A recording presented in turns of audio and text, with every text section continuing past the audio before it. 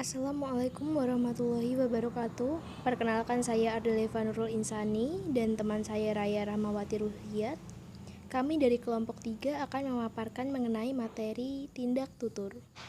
Berikut materi akan kami sampaikan secara bergantian. Tindak tutur. Tindak tutur atau yang biasa disebut dengan tindak ujar atau dalam bahasa Inggrisnya adalah spec as merupakan entitas yang bersifat sentral itulah. Tindak tutur bersifat pokok dalam pragmatik. Pentingnya dan sentralnya itu tampak dalam peranannya bagi analisis topik pragmatik lainnya.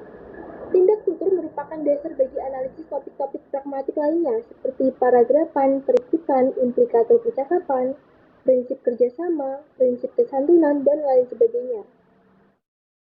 Gunawan tahun 1994 menyatakan bahwa mengujarkan sebuah tutur dapat dilihat sebagai melakukan tindakan, di samping memang mengucapkan tuturan itu. Selanjutnya,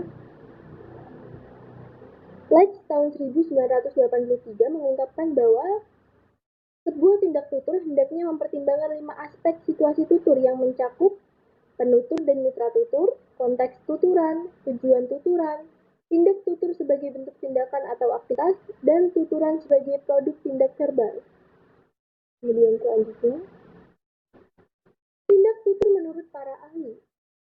Menurut Arifiani tahun 2016, tindak tutur adalah perilaku berbahasa seseorang yang berupa ujaran dalam sebuah peristiwa tutur. Tindak tutur dibagi menjadi 3, yaitu lokusi, tindak ilokusi, dan tindak perlokusi. Menurut Rustono dan Ristawanti pada tahun 2014, tindak tutur merupakan entitas yang bersifat sentral dalam pragmatik. Entitas yang berarti sebuah yang memiliki keberadaan unik dan berbeda.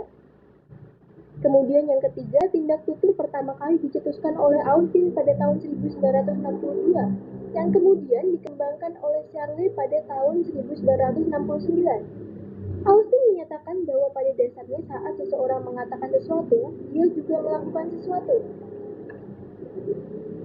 Selanjutnya, jenis tuturan. Tuturan bermodus deklaratif. Dalam bukunya How to Do Things with Words, Austin 1962 membedakan tuturan yang bermodus deklaratif menjadi 2, yaitu konstantif dan performatif. Tindak tutur konstantif adalah tuturan yang menyatakan sesuatu yang kebenarannya dapat diuji benar atau salah dengan menggunakan pengetahuan tentang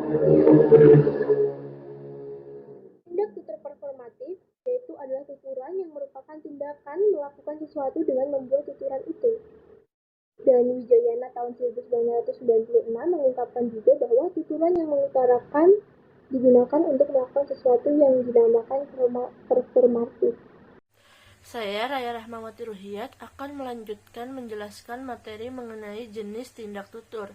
Lokusi. Menurut Gunarwan pada tahun 1994 halaman 45 mengatakan bahwa lokusi atau lengkapnya tindak lokusi adalah tindak tutur yang dimaksudkan untuk menyatakan sesuatu.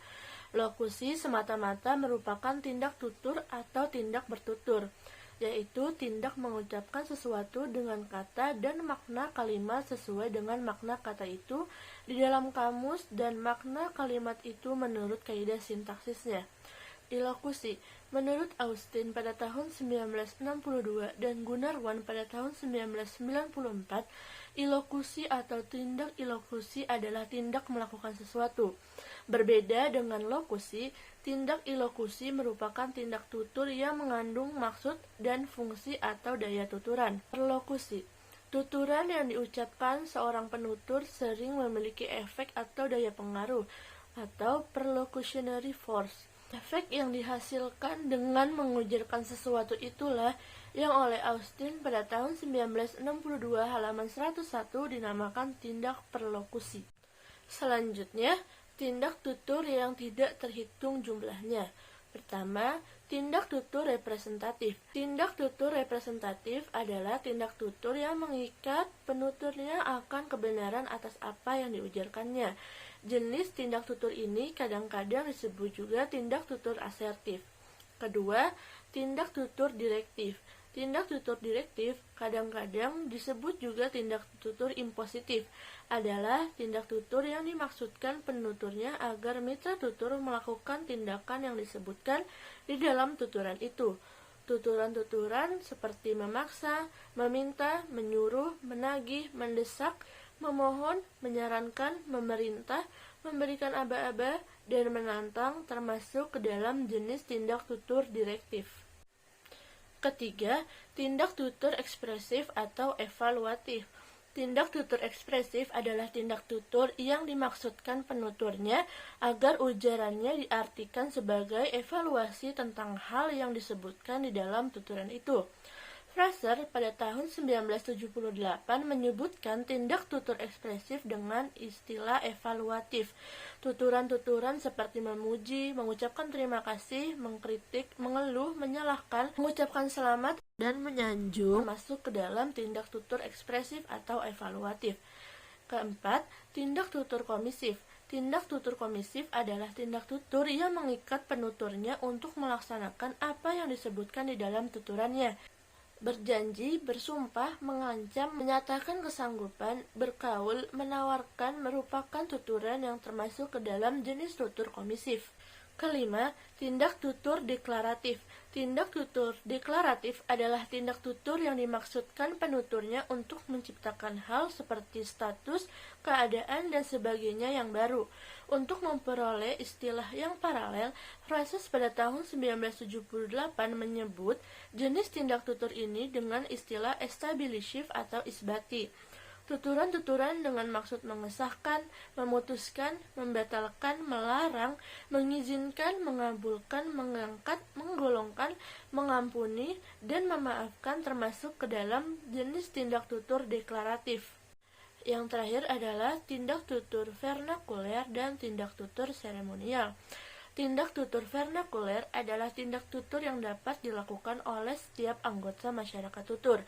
Verba meminta, mengucapkan terima kasih, memuji, menandai tindak tutur vernakuler. Contohnya seperti, saya berterima kasih atas kesempatan ini. Kemudian, tindak tutur seremonial. Tindak tutur seremonial adalah tindak tutur yang dilakukan oleh seorang yang berkelayakan untuk dituturkannya. Contohnya, dengan ini, saudara saya nikahkan dengan saudari Rohana Putri Bapak Supomo. Tindak tutur seremonial ini oleh Beck dan Harness pada tahun 1979 disebut tindak tutur konvensional, yang merupakan lawan dari tindak tutur non-konvensional. Baik, sekian materi yang dapat kami sampaikan. Apabila ada kurang kata yang kurang berkenan dalam hati teman-teman sekalian, kami mohon maaf yang sebesar-besarnya. Wassalamualaikum warahmatullahi wabarakatuh.